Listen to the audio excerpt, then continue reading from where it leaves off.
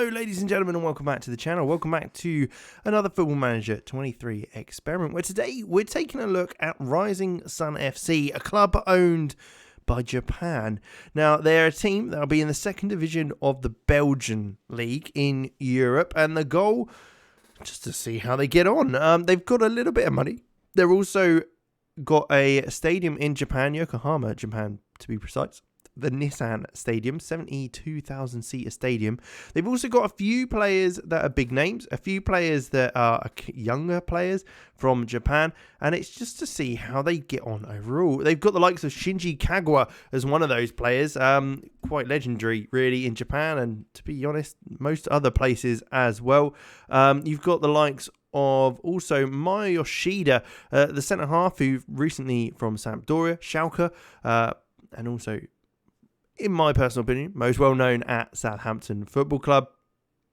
And of course, also the likes of Kawashima. Eiji Kawashima, been around the block. He's 39 years old, been at a lot of European clubs, played in Belgium before, so has plenty of experience, and a player with lots and lots of potential to develop other players in and around him. But you can see there are a few other players that are younger. Ryo Nita is one of them. Hiruka Fujiwara, another one there coming over from America. You got New Gens, Shoto Han being one there as well. But there's under 23 players along with under 18s as well in and around the club. So it'll be interesting to see kind of how they develop. They've got some decent reputation to start with, so it'll be interesting to see how they can go and what sort of players they bring in to help them with the development and all that sort of thing. So let's just jump ahead a year, see how they get on in the Belgian Challenger Pro League, where there's a lot of development teams in there, but you can see Rising Sun FC sitting in there nicely, and how they get on across the season. Okay, well, it looks like they actually initially won the league with most points, most wins, and a good kind of overall positioning. But unfortunately, didn't actually go up as champions. Beerschot were the ones to in the end win that because of the championship group stage, where Rising Sun actually dropped down 3 places down to 4th. They're behind Beveren, RWDM and Beerschot, so they weren't. It doesn't look like they're actually going to get promoted, unfortunately. But they've obviously done very well, that's for sure, because they've managed to get into that championship area after a very good start to the season, and it looks like they have actually brought in a couple of players as well. If we take a look at Rising Sun, we can see, looking at their kind of transfer history, they've spent 475k, bringing in the likes of Timo Cowenberg, Darko Lamagic, Mike Van Hamel, Liam Fraser, Eric Bocat as well, and a few of the younger Japanese players leaving, along with Maya Yoshida and Eiji Kawashima. So they're obviously very confident that they'd be able to move on without them in January, and it seems like they had done pretty well indeed to at least get to a certain stage. Looking at their tactical positioning and that sort of thing, Takahashi, one of the players from Barcelona that had come through, 17 years old, very young, but already starting to perform pretty well.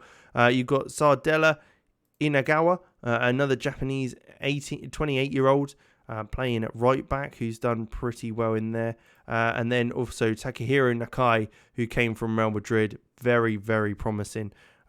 He's certainly going to develop quite nice. At Suta as well, another 19-year-old.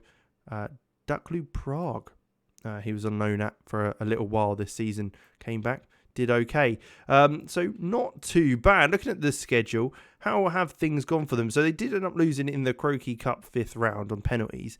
But otherwise, they did pretty well. They kind of bottled it a little bit in the championship group, where they only won once in that period, with a lot of draws and losses in and around there. But it'll be interesting to see if they're able to kind of develop that and kind of continue pushing that on. So what we can do is then jump ahead one more year, take a look if they're able to get promotion or what happens next, and develop from that point. Okay, so I obviously don't fully understand how things fully work. because, or things have changed slightly on how they do it, or I'm not entirely sure how the Belgian leagues have been working, but they have finished 10th in the Challenger League. Slightly different way. So I think things have slightly changed on how they've decided who's going to go up, down, and whatever. As the top two teams maybe go up, and there's a playoff system now rather than it going into splitting in those championship and relegation leagues. And it looks like it's a case that Rising Sun just finished 10th. They were sat kind of mid-table this season, slightly worse off than mid-table, unfortunately. Nothing too spectacular, but they're fighting for things. They're still in the fight, let's say. Their best player, Kento Hashimoto, a 30-year-old midfielder who came from Huesca, Vissel Kobe, Rostov and Tokyo. 15 caps, 1 goal for the Japanese national team. Looks pretty decent player, to be fair. I think he was actually out on loan to Huesca last season. Let's take a look at the transfers, though. Has there been any big signings or sales? David Atanga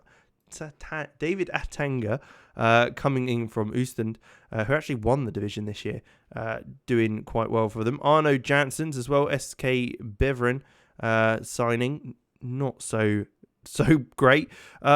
Any transfer outs where they've made a bit of money. We can see Lucien Litbarski, who they had brought in. Jay Haddo has gone to Carlisle now.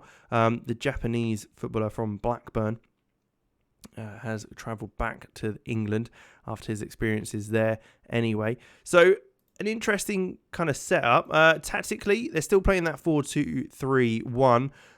They've got Nkaka sitting in midfield. Along with Fraser as well, Liam Fraser, the Canadian. Takahashi still playing at left back.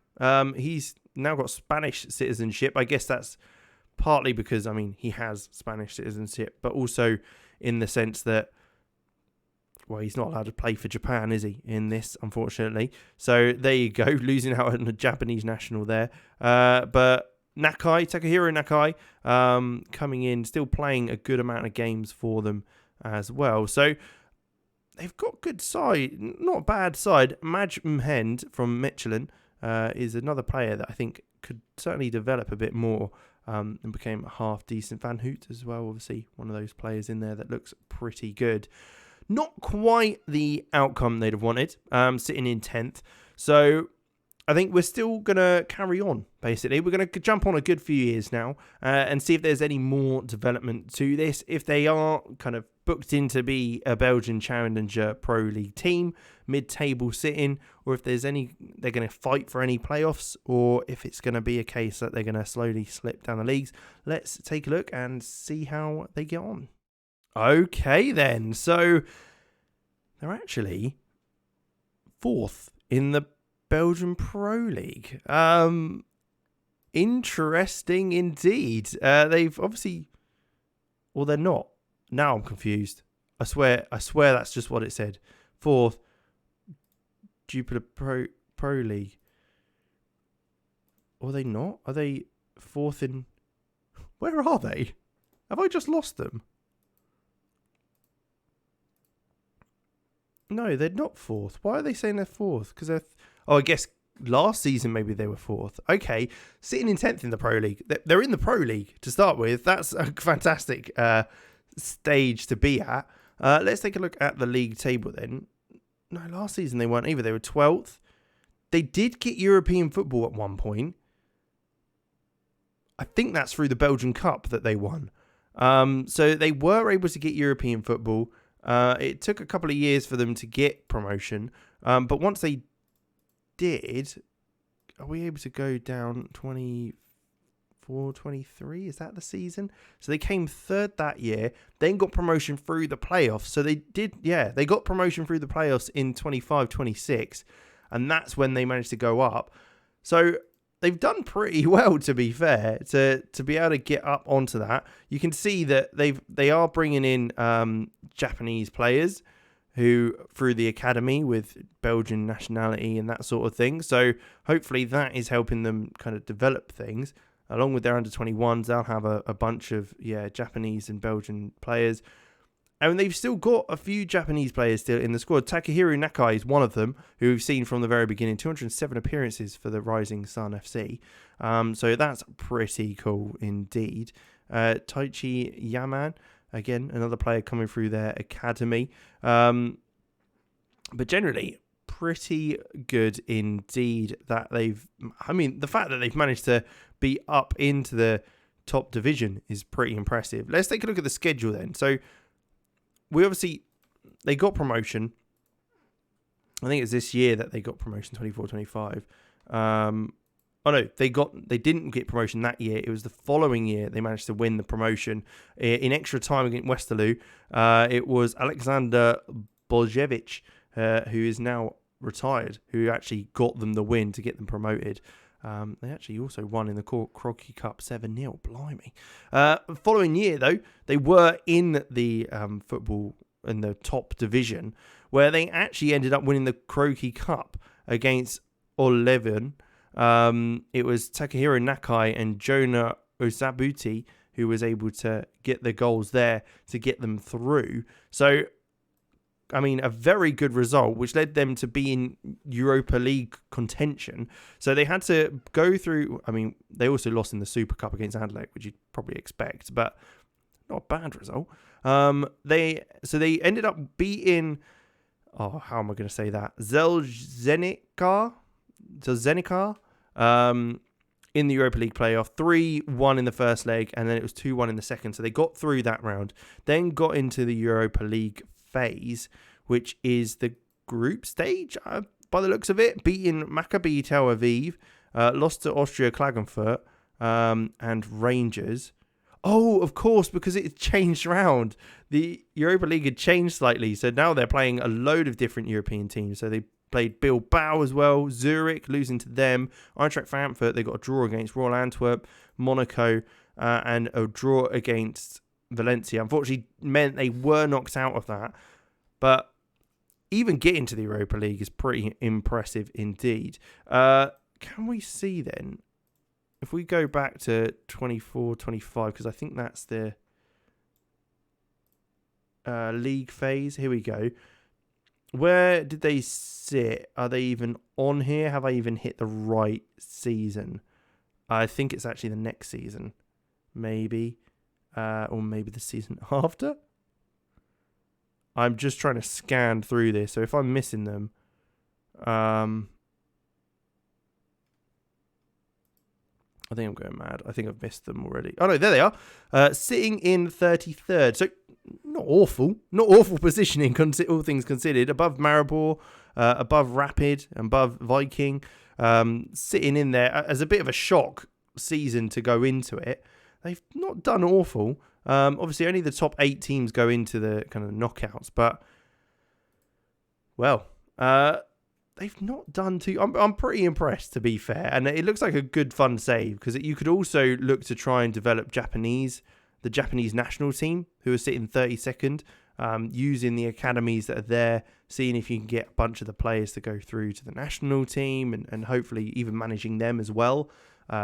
Trying to get more and more players to be playing, but you have got some of these players leaving to join other European teams as well as other Japanese teams. So an interesting one. Well, there you go. We will leave it there. Thank you very much for watching. Make sure you leave a like, subscribe to the channel, and leave a comment down below of anything you'd like us to take a look at as an experiment on Football Manager, and I'll be sure to catch you in the next one.